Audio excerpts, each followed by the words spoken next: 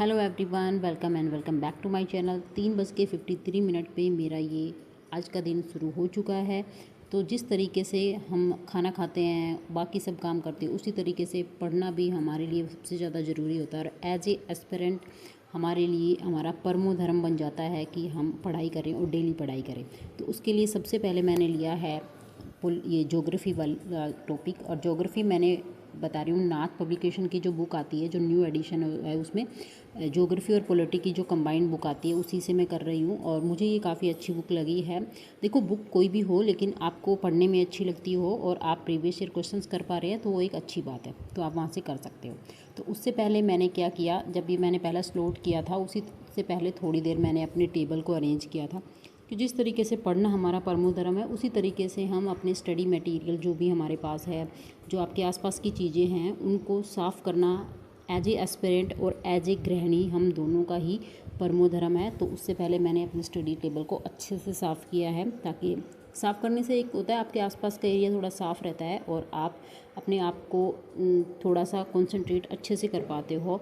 तो ये वाला मैंने काम किया था और उसके बाद मैंने पहला स्लॉट कंटिन्यू कर रही हूँ। तो वो मैंने आपको अभी बताया कि जो मेरी बुक है, वो वाली बुक नाथ पब्लिकेशन की है, उसको मैंने पढ़ा है और काफ़ी अच्छा भी दिया हुआ है। तो काफ़ी लोगों का एक क्वेश्चन था कि पुरानी वाली ज्योग्राफ़ी को पढ़ा जाए या फिर नए जो आंकड़े आए हुए हैं उनके अकॉर्डिंग आपको ज्योग्राफ़ी पढ़नी है। देखो, जो बच्चे स्टार्टिंग में पढ़ रहे हैं, जो एस्पिरेंट हैं, जो स्टार्टिंग में ज्योग्राफ़ी को पढ़ रहे हैं, वो मुझे लगता है नई वाले के अकॉर्डिंग पढ़ना चाहिए उनको।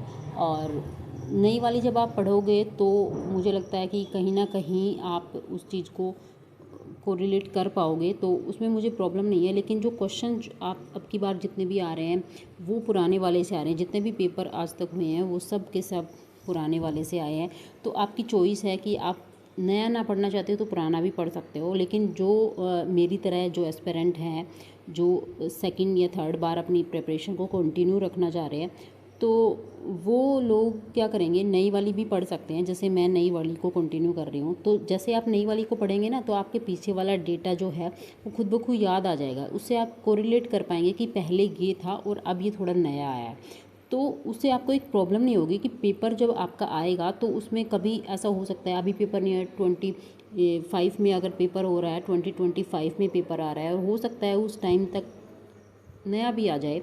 तो उसके हिसाब से तो आप क्या करोगे, आप दोनों ही चीज़ों में आप कर पाएंगे। आपको पीछे का भी पता है, और अभी जैसे आपको पता है उदयपुर है, उदयपुर से थोड़ा सा अलग एक हटके भी बना हुआ है ज़िला। तो आपको पहले पता था कि इसका जो आंसर है वो उदयपुर है, लेकिन अभी फ़िलहाल ये इससे और ये हो गया है। तो उससे आपको एक थोड़ा सा आइडिया आ जाएगा कि हाँ, इस तरीके से नया अगर पूछा जाएगा तो ये हो जाएगा, पुराना तो वो वाला है ही। तो इस तरीके से आप चीज़ों को कोरिलेट करके जब अभी से पढ़ना स्टार्ट करेंगे, तो वो भी एक मेरे हिसाब से एक अच्छा पॉइंट हो जाएगा। तो उससे आपको फाइनल एग्जाम्स में चाहे पुराने के अकॉर्डिंग पूछे चाहे नए के अकॉर्डिंग पूछे, कोई प्रॉब्लम नहीं होने वाली है। और नए जो भी एस्पिरेंट हैं, वो अगर स्टार्ट करना चाह रहे हैं तो वो नए के अकॉर्डिंग ही करें मेरे हिसाब से। नए के अकॉर्डिंग आप देखेंगे आंसर में, अगर नए का अकॉर्डिंग नहीं है तो उसके आसपास का जो भी होगा तो उसका आंसर आप सही कर पाएंगे। तो इस मतलब इस तरीके से आप दोनों ही तरीके से अपनी ज्योग्राफी को तैयार कर सकते हैं। हालांकि बोलते तो यही है सब कि पुराना वाला ही आएगा, पुराना वाला ही आएगा। एग्ज़ाम्स में भी क्वेश्चन है पुराने वाले के अकॉर्डिंग पूछा जाता है। लेकिन अभी मैं ज्योग्राफी को पढ़ रही हूँ, तो मैंने क्या रियलाइज़ किया है कि उससे कोई ज़्यादा फ़र्क नहीं पड़ने वाला है। सिर्फ 5 या 7% ऐसा है जो चेंज हुआ है। उसके अकॉर्डिंग आपके क्वेश्चंस जो हैं, प्रीवियस ईयर क्वेश्चंस को आप उठा के देखेंगे आरपीएससी के, तो जब आप नई पढ़ेंगे पुरानी पढ़ेंगे, उसमें कोई ज़्यादा फ़र्क नहीं है। सिर्फ 5 या 7% का फ़र्क होता है, इतना ही आएगा। और अगर आप एक पुराने एस्पिरेंट हैं तो आप उन चीज़ों को कोरिलेट भी कर पाएंगे कि what is the change in the geography, अभी क्या चेंज है और पहले क्या था। तो वो आप इजीली उसको समझ पाएंगे। तो आपके लिए कोई ज़्यादा बड़ा टास्क नहीं होगा। इस तरीके से आप अपनी ज्योग्राफी को तैयार कर सकते हैं। तो एक ये बहुत बड़ा क्वेश्चन था जिसका आंसर मैंने शायद दे पाई हूँ। और आपको कैसा लगता है, आप ये भी मुझे एक बार कमेंट में ज़रूर बता दें कि आप किस तरीके से पढ़ रहे हैं, पुराना वाला पढ़ रहे हैं, नया वाला पढ़ रहे हैं।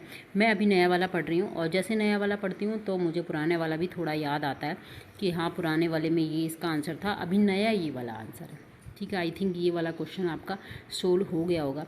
तो अभी मैं फर्स्ट स्लॉट है और 4 बजे के आसपास स्टार्ट हुआ था फर्स्ट स्लॉट, और अभी 5:11 के आसपास टाइम हो गया है। तो अभी मैंने अपनी एक चाय ली है। सुबह के टाइम में अगर हम चाय नहीं पीते हैं तो मेरे साथ ही होता है, थोड़ा सा आलस आना शुरू हो जाता है, थोड़ा सा एनर्जेटिक हो जाती हूँ, इसलिए मैं बीच में एक चाय ज़रूर लेती हूँ। क्योंकि कई बार तो ऐसा होता है कि मुझे चाय पीने की इतनी लत सी लग गई है, या फिर ये मानो कि चलो कि अगर चाय नहीं पीती तो मतलब मैं सुबह उठती हूँ ना, तो मेरा एक ये रहता है माइंड में कि हाँ मुझे उठना है और अब मुझे चाय पीनी है। तो ये वाली चीज़ें हो जाती हैं, तो आप अपनी पढ़ाई को थोड़ा सा कंटिन्यू कर पाते हो। अगर आप एक चाय पीने से अगर आप 3-4 घंटे पढ़ लेते हो तो इससे अच्छा तो क्या ही हो सकता है आपके लिए।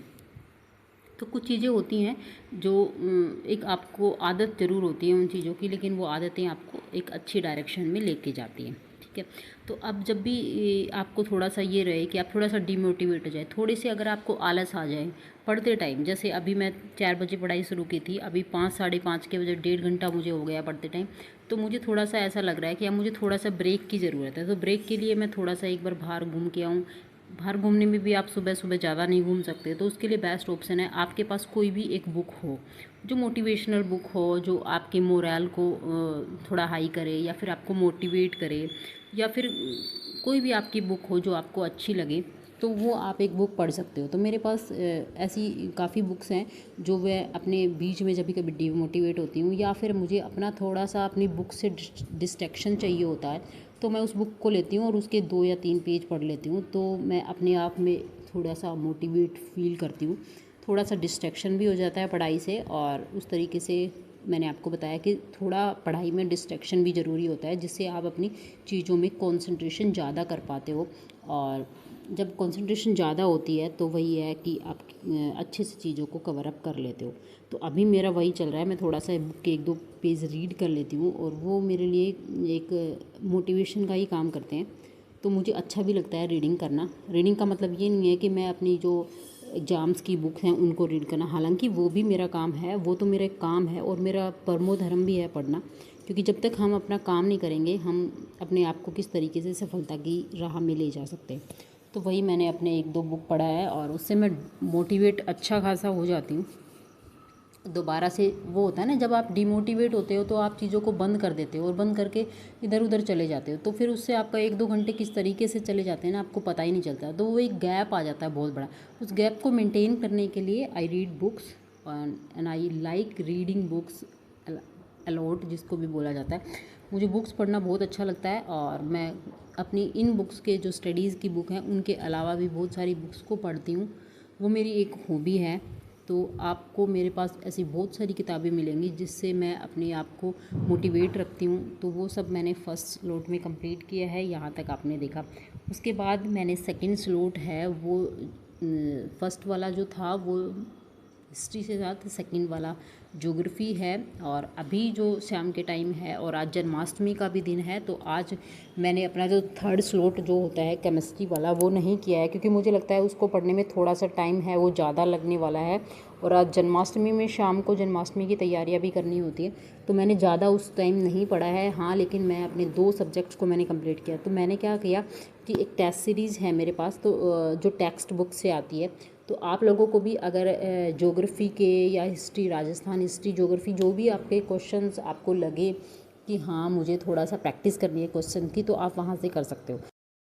टेस्ट सीरीज़ कंप्लीट करने के बाद मुझे करनी थी कान्हा जी के स्वागत की तैयारी, और ये जन्माष्टमी का त्यौहार है वो हमने बहुत अच्छे से मनाया, और उसके लिए बहुत सारी प्रिपरेशंस भी की। और मैंने अपने दोनों ही बेटों को कान्हा जी बनाया, और उसकी कुछ क्लिप्स मैं यहाँ पे डाल दूँगी, जिसमें आप देख सकते हैं मेरे बेटे को इस तरीके से मैंने कान्हा बनाया। और उसके बाद अब उसकी मम्मा और उसके बेटे को भी देखेंगे आप। तो आज के व्लॉग में सिर्फ इतना ही। Thank you, bye.